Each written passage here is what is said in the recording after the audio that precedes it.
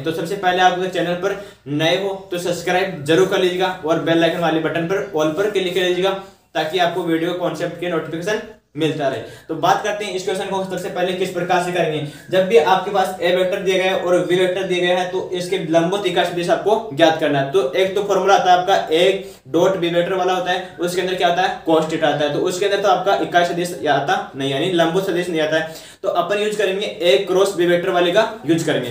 तो सबसे पहले आपको ए क्रॉस और बी वेक्टर का फॉर्मूला होता है वो आपको याद रखना पड़ेगा। तो ए क्रॉस बी वेक्टर का फॉर्मूला होता है आपका कि ए का परिमाण होता है और बी का परिमाण होता है साइन थीटा होता है और इसका क्या होता है एन कैप होता है। जो यहाँ पर आपको एन कैप निकालना है। एन कैप क्या है, यहाँ पर लंबवत इकाई सदिश है।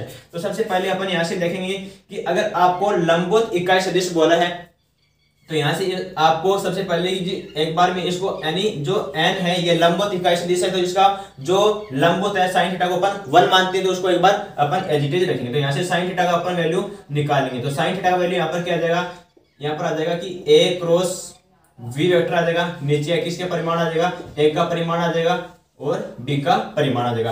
तो सबसे पहले ये आपकी इक्वेशन नंबर क्या हो चुकी है 1 हो चुकी है। यहाँ से अब आपको क्या निकालना है, यहाँ से एन कैप निकालना पड़ेगा। क्या निकालना पड़ेगा, एन कैप निकालना पड़ेगा। जबकि आपको क्या बोला है कि जो लंबवत इकाई सदिश है तो थीटा का मान यहाँ पर क्या हो जाएगा 90 हो जाएगा। तो 90 का मान साइन का कितना होता है 1 होता है। कितना होता है 1 होता है। तो साइन थीटा का मान जैसे ही अपन 90 करेंगे तो यहाँ से आपके पास एन कैप का वैल्यू क्या निकल कर आएगा, जो एन कैप का वैल्यू हमारे पास आ जाएगा कि ए क्रॉस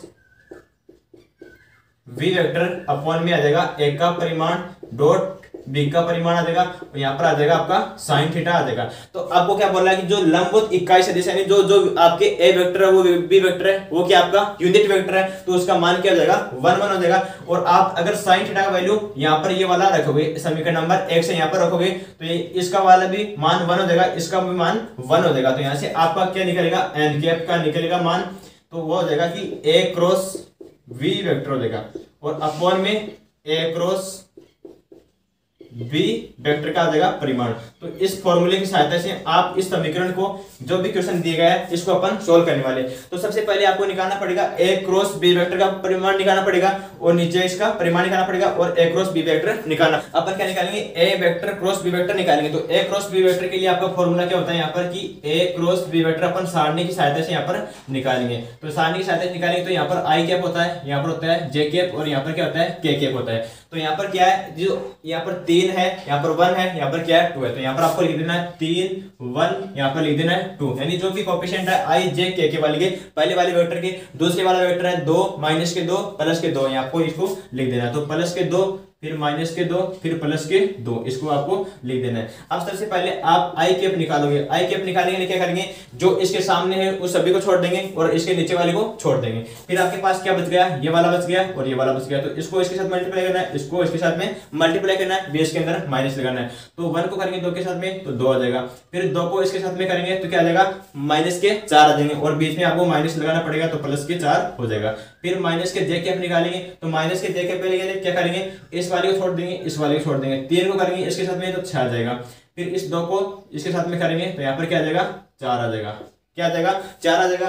फिर करेंगे क्या कैप निकालेंगे अपन, तो क्या कैप के लिए इसको छोड़ देंगे, इसको छोड़ देंगे। इस 3 को इसके साथ में मल्टीप्लाई करेंगे तो माइनस का 6 आ जाएगा। 2 को 1 के साथ में मल्टीप्लाई करेंगे, बीच में आपको माइनस लगाना पड़ेगा तो यहाँ पर आपका क्या आ जाएगा 2 आ जाएगा। तो यहाँ पर आपका जो क्या निकल कर आ गया 6, ये हो गया 6 आई कैप। यहाँ पर कितना हो गया माइनस के 2 जे कैप हो गया, यहाँ पर माइनस के 8 के कैप हो गया।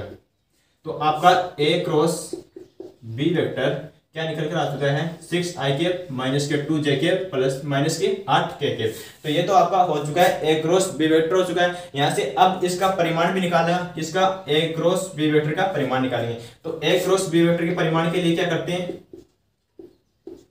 कि जो भी आपको कोएफिशिएंट दिया होता है आई का जे का के का उसका स्क्वायर करेंगे और उनको सबको जोड़ देंगे रूट के अंदर। तो सबसे पहले क्या करेंगे 6 का स्क्वायर कर देंगे, 6 का स्क्वायर प्लस के माइनस के 2 का स्क्वायर करेंगे, यहाँ पर प्लस का और माइनस का 8 का स्क्वायर करेंगे। तो इतना तो आपके समझ में आ गया होगा। तो यहां से क्या करेंगे इसका कर देंगे, ये हो गया 36 हो गया, प्लस का ये हो गए 4 हो गए, प्लस के ये कितने हो गए 64 हो गए, 8 8 64 होते हैं। तो ये 36 को और 64 को जोड़ेंगे कितने हो गए 100 हो गए यहाँ से 100 और ये क्या हो गए 104 हो गए। तो 104 रूट के अंदर ये आपका कितना परिमाण आ गया ए क्रॉस बी वेक्टर का परिमाण आ चुका है।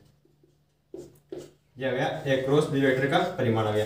अब आपको इस समीकरण नंबर 2 के अंदर इसका मान रख देना है ए क्रॉस बी वेक्टर का और ए क्रॉस बी वेक्टर का परिमाण लिख देना। तो जब आपके पास एन कैप क्या निकल कर आ जाएगा ए वेक्टर बी वेक्टर क्या है आपके पास ये है माइनस के 6 कैप माइनस के 6 कैप माइनस के सॉरी प्लस के 6 कैप माइनस के 2 जे कैप माइनस के 8 के कैप है भैया। अब वन में क्या करना है आपको ये 104 का इसके अंदर डिवाइड कर देना है इसको और इसको ऐसे लिख सकते हैं कि एन कैप अपॉन में 104 6 आई कैप माइनस के 2 जे कैप और माइनस के 8 के कैप। तो ये हो गया आपका लंबवत इकाई सदिश हो गया। जब भी आपके पास ऐसा क्वेश्चन दिए हो तो इस क्वेश्चन को अपन इस प्रकार से सॉल्व कर सकते हैं। तो डायरेक्ट भी आप इस फॉर्मूले का यूज करके या आप इसको याद रख सकते हो, इसके सहायता से अपन सॉल्व कर सकते हैं। तो ये आपका सिंपल सा मेथड मैंने बताया है, तो इसको आप याद रखिएगा और सॉल्व करिएगा। तो आपको कैसा लगा क्वेश्चन कमेंट बॉक्स में जरूर बताइएगा। अगर ऐसे कोई डाउट क्वेश्चन में लगे तो कमेंट बॉक्स में जरूर बताएं, जरूर आपकी हेल्प की जाएगी। तब तक के लिए मिलते हैं नेक्स्ट वीडियो में। थैंक यू, जय हिंद।